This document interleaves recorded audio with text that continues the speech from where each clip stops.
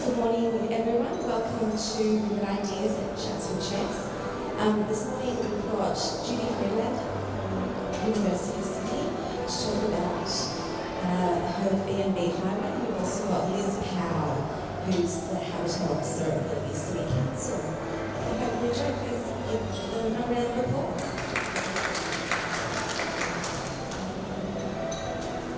Can everybody hear me? Sit down because I've got the clicker. I'll see how I go.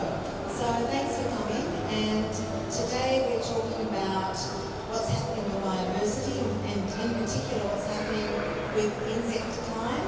Are people here familiar with what's happening with insect decline? So I would imagine that's probably one of the reasons why you're here and wanting to do something about it. So thank you for the intro. So my name is Judy Friedlander, and I'm actually a postgraduate researcher with the Institute, bit of a mouthful, for Sustainable Futures at University of Technology, Sydney. And I'm 2-3 weeks away from submitting my PhD.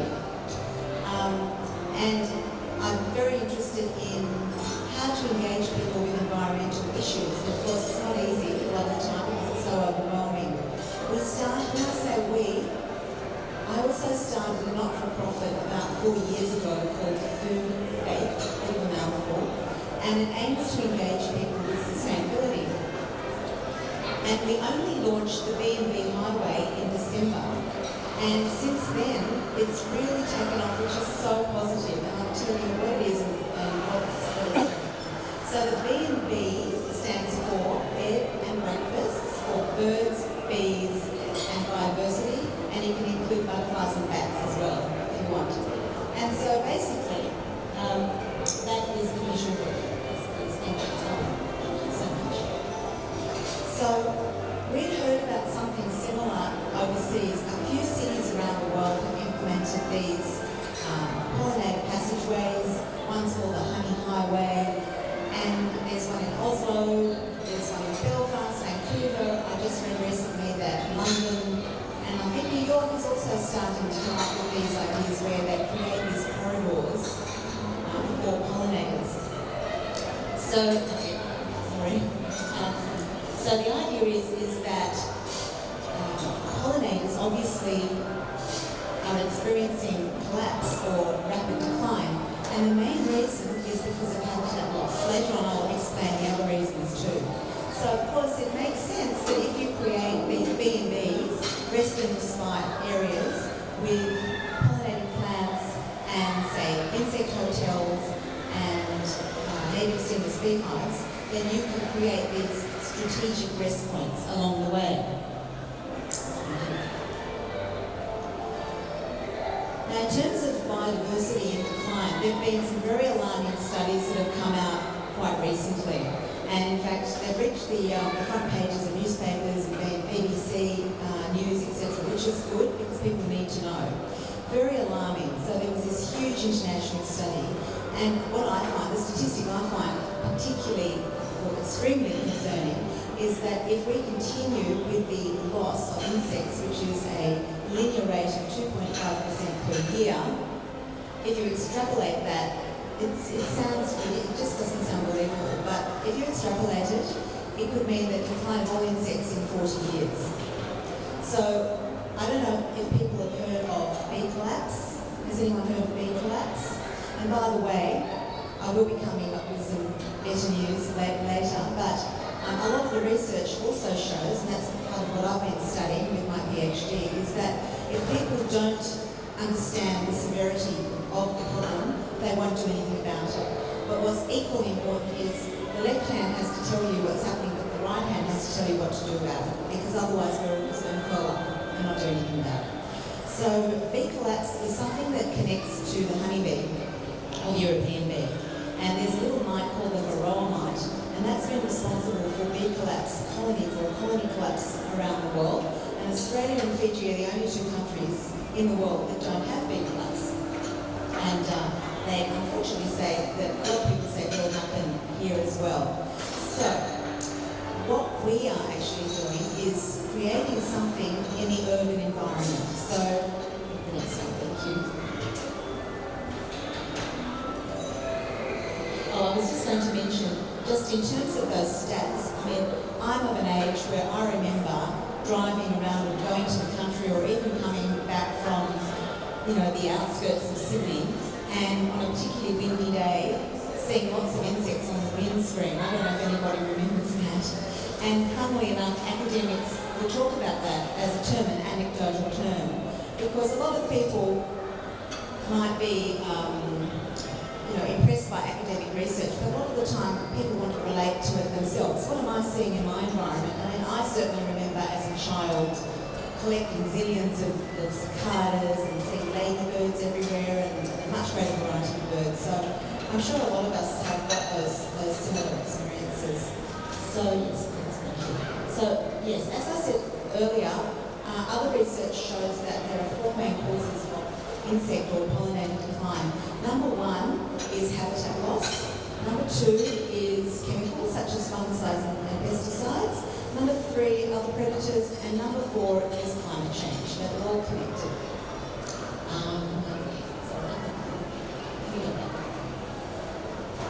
Thank you. So why do we need insects? So the rule of thumb is that 1 in 3 bites of food relies on pollinators, primarily bees, but a lot of other insects as well. So they are the basis of the ecosystem, and of course, what eats insects, birds, what eats birds, and lizards, etc., etc., and so it goes. So you can't afford to lose insects for many reasons. They purify the soil, they do a lot of different things that are very important. They're essential for the planet. Thank you.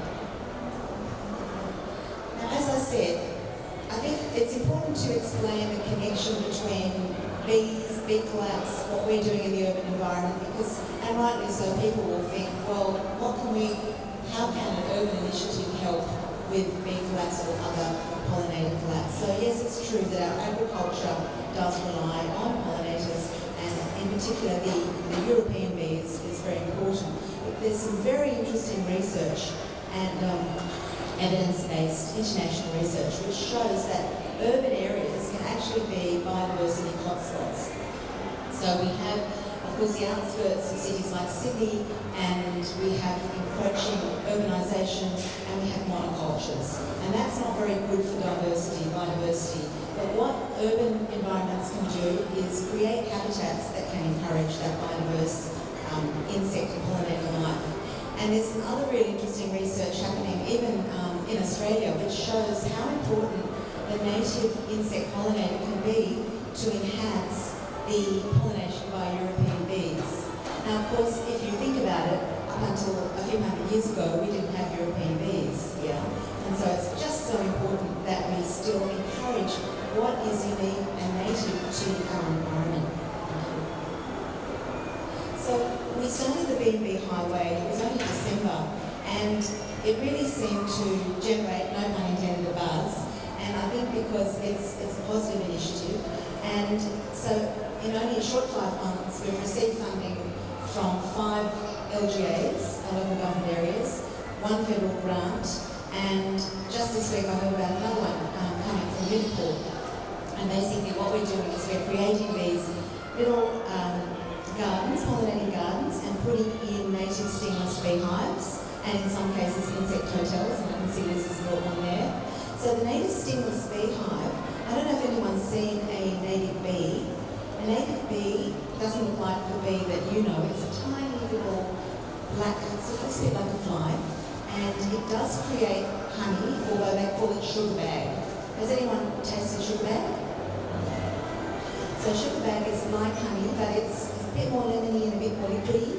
It's not really the type of thing that's as commercially available, but or can be commercially produced, but you certainly can extract it from the hives. And these native stingless beehives are very important to help these very important little creatures. We have 2,000 native bees in Australia, and I think only 20 are social, which means that they live in hives. And this isn't the only way that we can help them. There are other important things we can do. So, for example, a lot of native bees and a lot of insects live in the ground. So it's really important that we don't concrete over everything, we don't just put in grass everywhere, that we have some gravel and soil and areas for them as well, and just don't get so precious about what we're doing with our gardens as well. So So that's what we do, and I just still stand on that. That's actually a photo of our native stingless beehive in Lane Cove. We have a garden in Lane Cove in Hughes Park, and that's actually based on a great design by the guru of native bees in Australia called Tim Hurd, and it's very clever. And a really interesting fact about native bees is they come out at 18 degrees, and if it's too cold they'll stay inside, and then if it's warm enough they'll go out and start foraging, and then right and below 18 degrees they flap their little wings constantly to keep the queen bee warm. They're very, very social and really cute. If it's over 40 degrees it's a bit of an issue too, which is why we've created this great rooftop, insulating rooftop. Hopefully it won't get to over 40 degrees too often. And what we found with the BandBs, am I going for time? Yep. Is that, so we started off with putting these little BandB gardens into churches and different synagogues and different places, different faith institutions, because we thought it was a great way to link faiths and cultures and communities as well as insects. But what we found is that the schools that are attached with those places are really keen, and the kids are really keen. And so it's basically expanded, and now what we're doing is we're putting them into schools and receiving funding to put these BandBs into schools. And of course, because they're stingless bees, that isn't a problem. It's going to be too hard to put in a European beehive, and we don't want to do that anyway because you have to really know how to manage that because of this varroa mite problem. So that's what we're doing, and we've got these plants that have been selected by horticulturists. So the key thing is that the plants have to flower the whole year round. There has to be something for them to eat every month of the year if possible, and later on there's a slide, and I'm sure Liz will be able to speak about that too, that will explain the different plants as well. And also, as I said, the native stingless beehives have been designed by experts, and we're collaborating with lots of great groups like Winsheds who are helping us build the hives as well, or the structures surrounding them. And the really exciting thing, the thing that I'm super excited about, is that we are actually now in talks with the Australian Museum. So I don't know if you've read about Frog ID. So there was a little article in the Sydney Herald a few weeks ago, and it was talking about this Australian Museum initiative, Frog ID, and it invites people to upload an audio file of a frog if they think that they've heard a frog in their backyard or nearby, and it's sent in and it's identified by frog experts at the Australian Museum, and they say that in 2 years it has basically accumulated more information than in the whole history of the accumulation of data. So the Australian Museum is very, very interested in this initiative, and what, as is a particular minister I've been speaking to, State Minister, and what we're looking to do is create an app or a mobile optimised website that allows people and kids to submit an image of the insect that they see in their school with any other information, and then that can create this fantastic biobank or database, and that's really important. And another thing about this particular initiative is because of the connections with university researchers, and there are people doing great research into this right around the country. We've got links with University of Western Sydney, University of Sydney, universities around Australia, as I mentioned. Thank you. And I was just going to say that one of the insect hotels and beehives is actually in a little area of Sydney in Queen's Park. So I don't know if you're familiar with the Eastern Banksia scrub. So Sydney, prior to European settlement, to choose my words, was basically completely covered by Eastern Banksia scrub. And now there's 2% left. Now that doesn't augur well for our native insects and birds. There's still pockets around, and there's a few pockets in the eastern suburbs. So we've actually put in a beehive. We're putting in a beehive there and an insect hotel, and we're going to be looking and seeing what's happening there, which is really exciting. And working with other organisations who are trying to bring back the Eastern Banksia scrub. So it's all about regeneration. It's all about helping what's here, because it's not just for our needs, but it's for the whole process of biodiversity in our ecosystems, and of course for the pollinators themselves. And I was just going to talk about how much more time have I got? For about 5 minutes or 10 minutes. My PhD research, I'm not here to talk about my PhD research, but I just wanted to say in a way that this responds to the research that I've done, which basically, you could give it lots of titles, but it's how to engage people with sustainability, and it's how to sell it, how to sell the bad news or present the good news. Another title could be making anti-social media social as well. And of course it's using media as well to get people involved. A lot of people feel very threatened by the bad news, and as I said earlier, the research shows that people aren't going to actually do anything unless they actually are aware there's a problem. But you have to be really quick on the uptake and present some positive strategies. And this type of concept, and something that people can do in their homes and start talking about it, getting involved with gardens, getting involved with these initiatives and with councils and schools. And I really do believe, I'm very positive that this will be taken up by many, many schools in Sydney, that it's something that really kickstarts a positive endeavour. Thank you. So I'm not the expert, I will be honest. I think Liz has got expertise and other people have got expertise, but a lot of people do ask, well, what can I plant? So this list of plants was compiled by a permaculture expert who actually looked at all the lists compiled by various native bee experts and horticulture experts from around Sydney, New South Wales as well. And so, one thing I will say, someone actually said to me there could have been a question mark about camellia, but then someone else wasn't sure, so I've left it on there.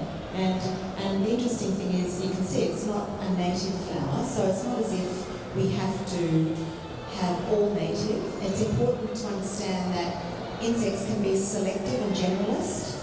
So there are certain insects will only eat nectar and pollen from certain flowers, and many insects that will be generalists and will select their sustenance from different flowers. And did you know that pollen is protein and nectar is carbs? There you go. And did you know that bees are vegetarian wasps? Okay, so, and then the next slide, thank you. And here are some pictures, just this one. There you can see the common ones that people probably know. The daisy is a great one to plant, very easy. All these ones to check out. It's very easy to do. Always go for the range of colour, always go for plants that you can plant at different times of year. And then the next one, thank you. They love purple. Now, salvia, insects love purple. And pollinators love purple. Do you remember the other colours they like? There's purple and white. I can't think, I should remember that. That's a really interesting thing. Yeah, it's cool. But the salvia I've got growing at the moment, and that flowers a lot of the year. That's a great plant to plant. And I don't know if you're familiar with all the others. And then I think there's one more slide. Yeah, so essentially I think that brings me to the end of the talk. Let's check my notes to see if there's anything I've forgotten. So anyway, yeah, thank you for your time. And if you are interested in learning more or signing up or hearing more about the research or advice on plantings, etc., there's a sheet there where you can sign as well and support the initiative. And we are rapidly growing. And if you are interested in participating or contributing in any way, we had a whole planting thing this week, 5 gardens in the eastern suburbs that involved constructing the plants and putting in the soil and planting the plants with the kids, and it was really fun. So if any of you are ever happy to do anything like that, or social media or admin, please come and see me afterwards. So thank you, and I'll pass over to Liz.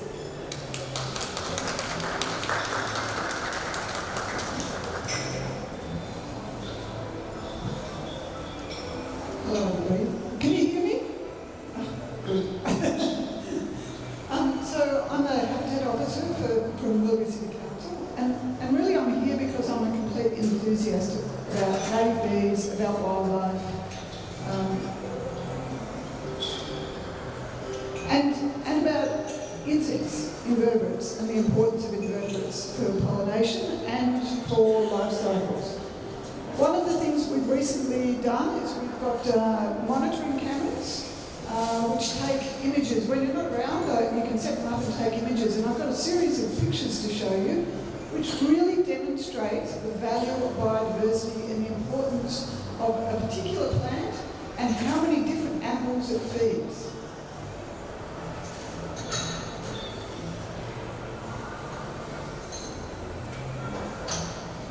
So there are two different, the wattlebirds, this variegated fairy wren, eastern spinebill,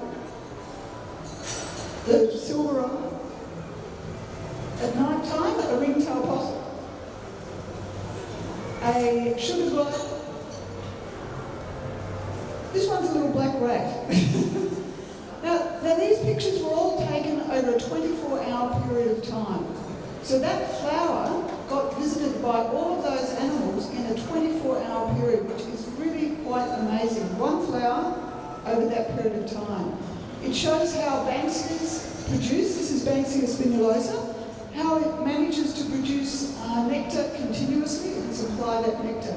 And in the process of producing the nectar, it then is able to be pollinated as well. So those animals are primarily feeding on the nectar.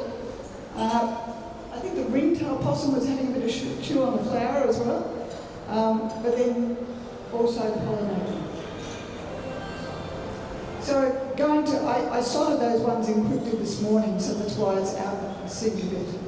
So the concept of having corridors, and this idea with Judy, I thought it was good to point out where we actually have native vegetation and parks, and where there's a lack of parks, and where it's important to have something like a BandB Highway, because a BandB Highway on the edge of bushland is probably an unnecessary thing. There'll be a lot of different species of plants feeding pollinators. Oh, I did that thing.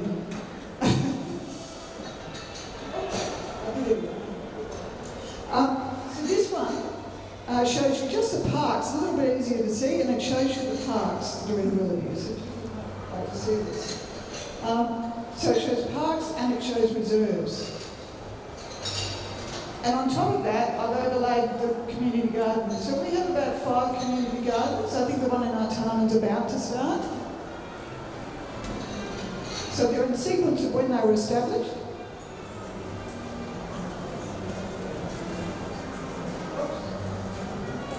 So there's 5. The Artarmon one is going to be the latest one to be produced. And the BandB Highway, because it adds both vegetables, it's plants that people eat. So it's got pollinators doing the job of pollinating for vegetables, but also there's a potential then of adding native plants, because as you can see, a lot of those are not near bushland. So they're great spaces to add biodiversity to the urban area for our native pollinators and for other native animals. And I'm actually going to be talking about quite a few different native animals. So Willoughby's wildlife, we've got a lot of diversity in Willoughby, so we're very, very lucky. Amphibians, this one's I can't think of a common name, but it's phalax. And parent's tree frog. So amphibians potentially could be assisted with the BandB Highway. We can create habitat for them. We've got 8 species in Willoughby. Most of you, if you've got gardens, you'll probably have a striped marsh frog, probably have a parent's tree frog, but we've got another 6 species that will potentially visit, like the phyllocrine phalax. The essence for these guys is water, obviously. Water is what they may not live in the water, but they need it for breeding most of the time. And you'll notice around the image of this, it's showing shrubs, it's showing various plants close to the water, it's showing leaf litter as well. Leaf litter, a lot of frogs spend their time inside shrubs. They're not down in the water, they're in the shrubs, they're in the grasses and sedges around the edge of the pond. They don't actually live in the water all the time. So vegetation around the pond or the water supply is really important. Reptiles. So little garden skink, looks enormous here, it's actually very small. These guys really need grasses, they need cover, they need somewhere to be able to hide. So one of the things for a garden that's important is having that grass layer where they can hide and where they can forage. So, garden skink, eastern water skink, and a blue-tongued lizard. So, out of the reptiles, I didn't show you snakes because a lot of people don't like snakes. Does anyone here like snakes? Oh yeah! Snakes are wonderful. We have quite a lot of amazing snakes here. The red-bellied black snakes are particularly beautiful snakes. And they're really not dangerous. The only snake that we're reputed to have here that's dangerous, that you would be worried, particularly worried about, would be the brown snake, eastern brown snake, and I've never seen one. And we've only had one reported once, it may not have been a correct report. So all the other 9 species, wonderful. On top of that, 16 lizards. But out of those 16 lizards, we have 12 different species of skinks. So those little garden skinks, there's a massive different types of garden skinks. These guys are mainly, they're insects, they're mainly carnivores. They don't, except for your eastern water dragons, they'll eat a little bit of vegetables, and the blue-tongued lizards are reputed to eat vegetables. They like vegetables as well. But other than that, all of these animals eat other animals. Leaf litter is really, really important. Material on the ground. Next slide, mammals. Everyone loves mammals. They love ringtail possums. They don't. I wish they did love ringtail possums. Can you see what's happening with this ringtail possum? Can you see what it's in its tail? It's collecting plant material to make a nest. So wrapped up in its little tail, it's got sticks and leaves and things. It's actually more leaves. They don't use sticks. And they'll make a little round thing that looks like a nest, and that's what they live in. Anybody got an idea about what this might be? Yep, it's a black rat. Very cute though. Black rats are very, very common in bushland. You find them everywhere. You find them in our streets and all our bushland. What about this guy? Anybody know what this is? Not a fruit bat. Think smaller. Tis a bat. So this guy's a microbat. These guys are like this big. They fly around at night. If you want to see a microbat, these guys, they're very reputed to be very good because they like mosquitoes, so they eat insects. They're real insectivores. They fly around at night, they catch material on the wing. So they will fly around and catch insects and eat them. If you go down to one of the ovals, around about dusk, the Gould's wattlebat, which I think this is a Gould's wattlebat, they come out around 5 o'clock. So they come out just when the lights are going on, and you actually can see them in the sky. And if you have a special detector, because they don't make a particularly audible call, you can actually see them calling. They do echolocation, their eyesight's appalling. So, amazing creatures. This guy, we all know this one, the echidna. Now people in our area report having echidnas in their gardens. So there's no reason why BandB Highway couldn't actually help echidnas too. And we all like animals that really need to eat termites, who eat termites. So these little guys will come into your area, they'll look for ants, they eat termites. So very handy. So that's a list of possums. So you can see the numbers have reduced with these, the 15 possums. Largely, a lot of those, we also have swamp wallabies as well. So these guys are not as mobile, so they're not necessarily going to be moving into your BandB Highway, but some of them will. And they're actually quite a diverse group. Very cute, another mammal group. Unfortunately, we don't have this guy in our area. This is a feather-tailed glider, but you never know. We have pygmy possums in nearby areas, similar sort of size, they're tiny little creatures. They may move in if we can create habitat. And the idea is creating a habitat to bring them in. Now here's your fruit bat. Fruit bats really need pollen, they need nectar, they don't just go around eating fruit. These guys are nectar feeders.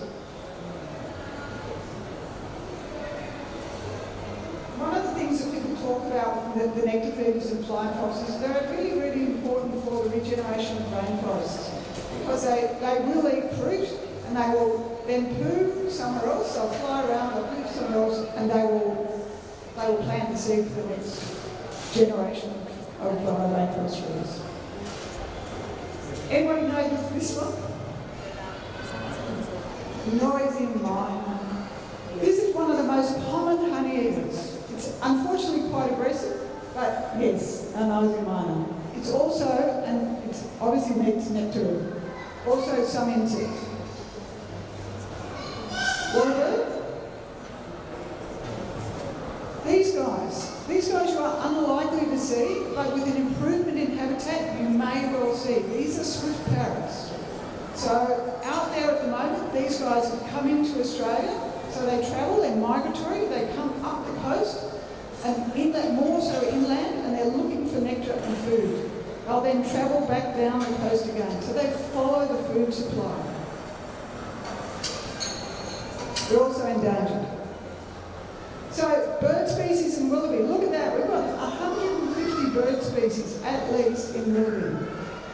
Of those, there's a potential of 50 of those species visiting gardens like the BandB Highway, BandB Gardens. A lot of those species you'll see, and for all of these things, we've actually got lists that I can send you a link to a list if you like a list of species. I'm more than happy to send you. So a lot of these guys rely on insects for eating, they also eat nectar. The other thing they need, a habitat, they need other things for their habitat as well. So they don't just go around eating, they're also looking for nesting material. So grass is a really important component of habitat gardens. They need water. And the last group is the invertebrates. And the invertebrates are massive. And I couldn't count, I can't say how many species of invertebrates. As Judy knows, people haven't studied invertebrates enough to know how many there are. There are many thousands of them. So this is just a list of the various types, and there are many more. But these are the ones that do the thing of pollinating as well. So you see that group above, the pollinators, which, it's overlapped. These guys are all important pollinators. So not just bees, beetles, butterflies, there's a whole list of bees. In there, there's the wasps as well. There's the moths and the bugs. And what Judy mentioned about the protein and about pollen being protein.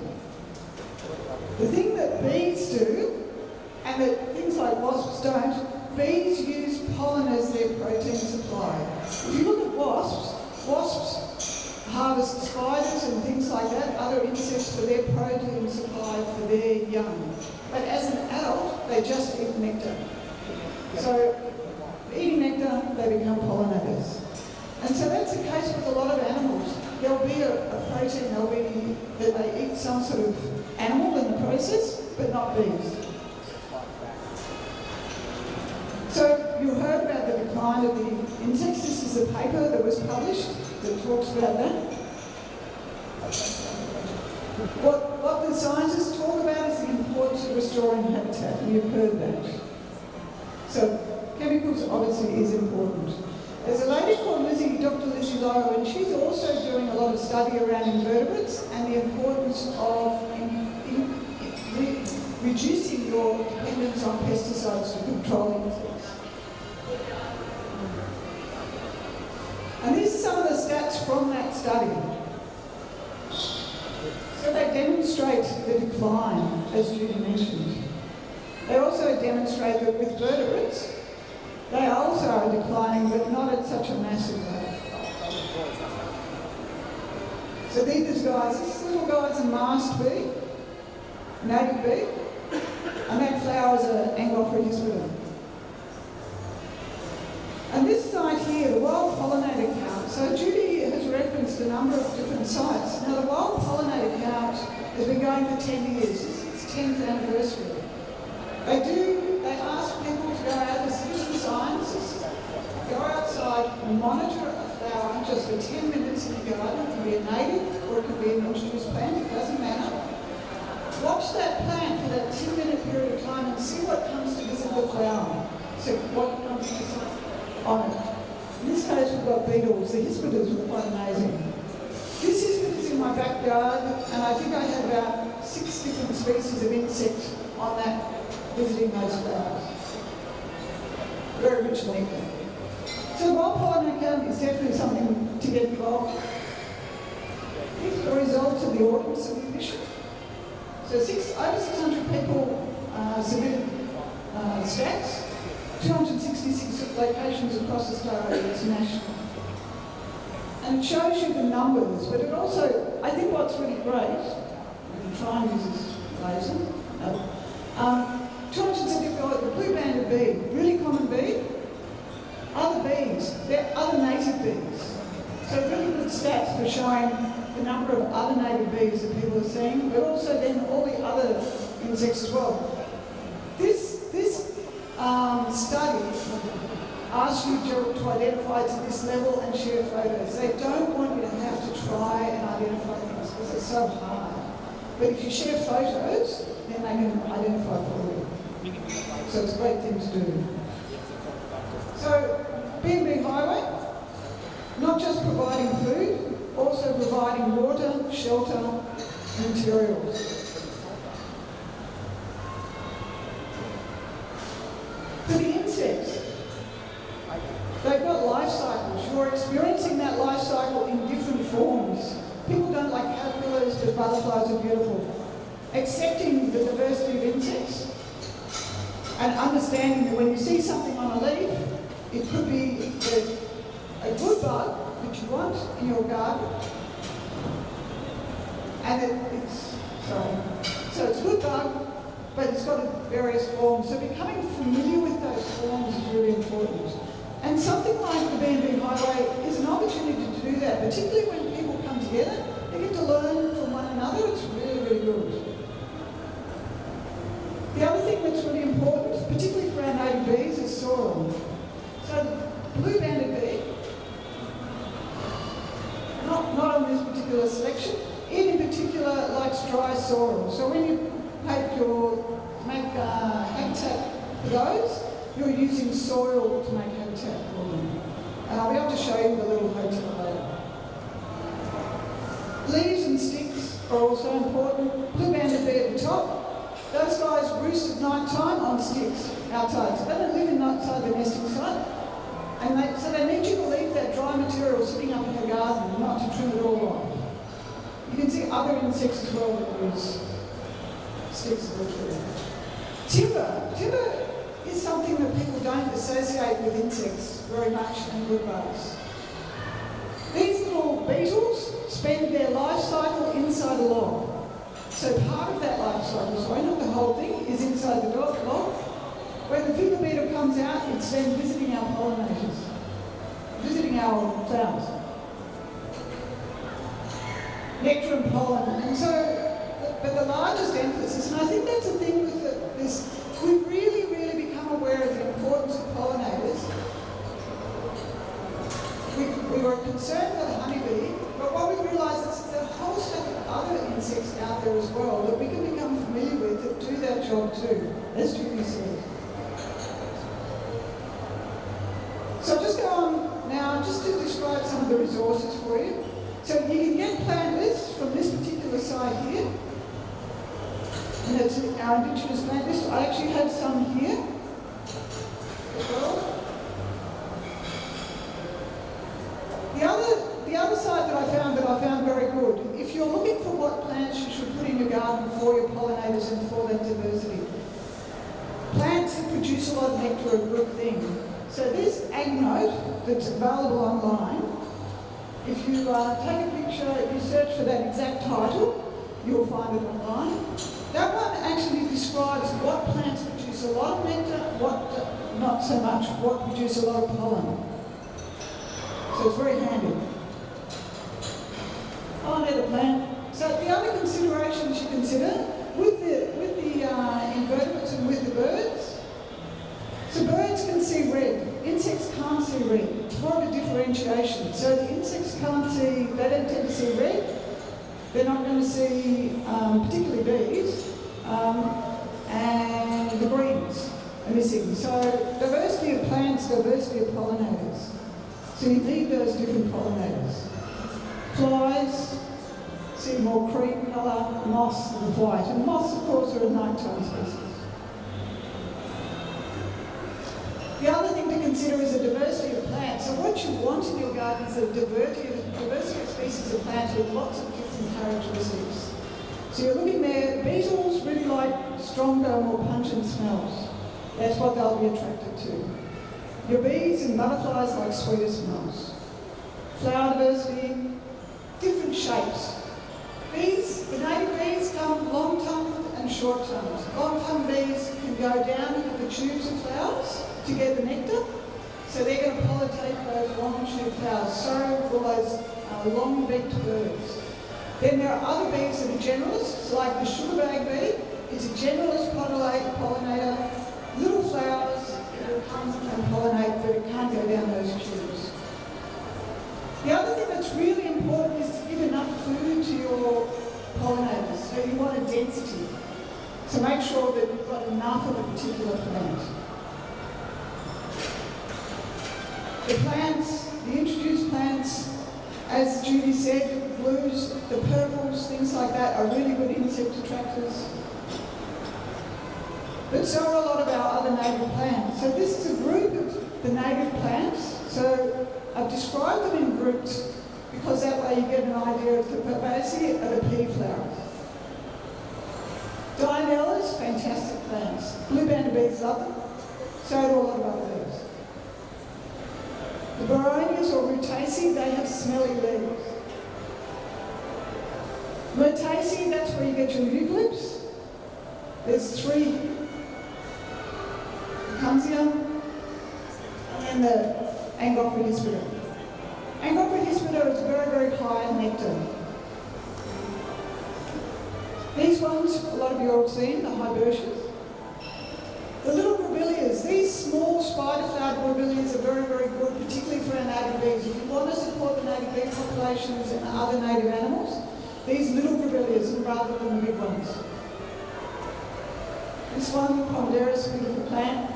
They all flower at different times. Your Asteraceae, daisies. And this one, the Westringia. Westringia is a very hardy plant. Then the acacia. The acacia is an interesting one. Acacias do not, most of those plants produce nectar. The nectar attracts the insect to the flower. The nectar's in the flower. Acacias don't produce nectar. They actually instead produce a nectar, like a sweet substance from the leaves. The thing about these guys is that they provide pollen. What's important for all these plants, for the bees, is bees eat pollen. So they need to harvest pollen. So it doesn't matter that there's no nectar there, what they're after is the pollen. And then these are the habitats. So I'm just going to run through these. This is what a native bee hotel looks like. You've got those hollow tubes there for some particular types of bees, like the resin bee and the mast bee. You've got the clay, that's just for the blue banded bees. They love the mortar in your old houses as well. And then you've got the wood blocks, and those also are for the resin bees. And this little hotel that I've got here, if you actually want to come up afterwards and have a look, it's from my place. I've got resin bees in there. I've got mast bees nesting there as well. And you can see the entries and how they've sealed the entries off. The interesting thing about having one of these is that when the insect goes in to nest inside these, because that's what they're doing, they're nesting, they will seal off the entry. And according to the material that they use when they seal it off, that tells you what type of insect is in there. So wasps will use this as well, they'll put mud in there. But mass bees will harvest resin, plant material, they'll leaves, things like that. And you can actually see that. And there are books available that will tell you what animal is actually harvesting, what animal has utilised that nesting site. So this thing is all about nesting. That's what it does. These are your tetragonial, your native bees. And this is sort of a natural habitat for native bees. So utilising a hollow, the yellow area around is a real telltale section. If you see a hollow in a bush, if you see that resin on the outside, it's likely to be native bees inside. That's what the comb looks like on the inside. So these guys are colony bees. They're the only colony bees in this city area. So see, I've lost that one. Tetragon and carbonara. So these guys are the only ones you'll find here in the city area. These are the residents in one of the bee hotels, just on the slide. You can see the resin that's plugged up in that wooden sections. The leaves sticking out, the grass, that's actually an ant doing that. So just quickly, packed earth, blue-banded bees. This one here, this is actually a little wasp. It's nesting in the ground. So they're sand wasps. These are your long-term, these are the bees that will use this kind of habitat. So they'll use that clay type of habitat. Admittedly, the teddy bear bee has never actually used, that I know of, has never actually used these hotels. So they do like the hard surface, the clay, but they won't actually use the hotel necessarily. Cuckoo bees are what they say they are. They actually go into the blue-banded teddy bear nests and utilise their nest sites. But that's nature. That's the wasp. So wasps also carry the grass as well. This gives you an idea of what's going on inside. So those are the nest sites for the native bees. This is the next lot of bees. So they use the bamboos. So mast, firetail, and the leaf cutter bees. Some of you, if you've seen any of these sort of semicircular cuts in the leaves in your plants in the garden, that's actually bees doing that, not caterpillars. So they're leaf cutter bees. And often that's all you will see. You won't see the bee, you'll see that. So other bees like the pithy, centre of plants. So it's good to leave some dead sticks and things like that around. They're cute. The green bees are tiny. That's the size of an ant, a bull ant. This one here you will often see around the habitats is the little cuckoos. Now coming to the end, the other thing that's really important for bees is roost sites. So a lot of these native bees actually roost outside. So these are a bunch of boys, because the boys all roost together. And those guys are hanging out, and those legs are out because they try to push one another away. So one bee will land, they're very cute. One bee will land for roosting for the night, the next one will come along. For some reason or other, they actually fight over the top of the plant, and they'll try and push the other one away. So these guys are all fighting over their roost site. These guys are much more all together.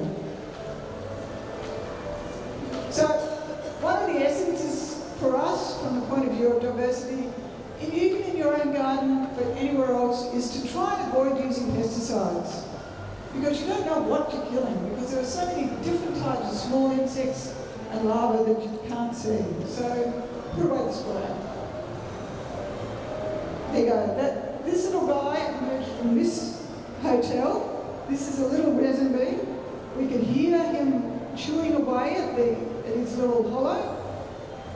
Watched for a while, he chewed his way out, and he came out as a full-size bee, a little resin bee.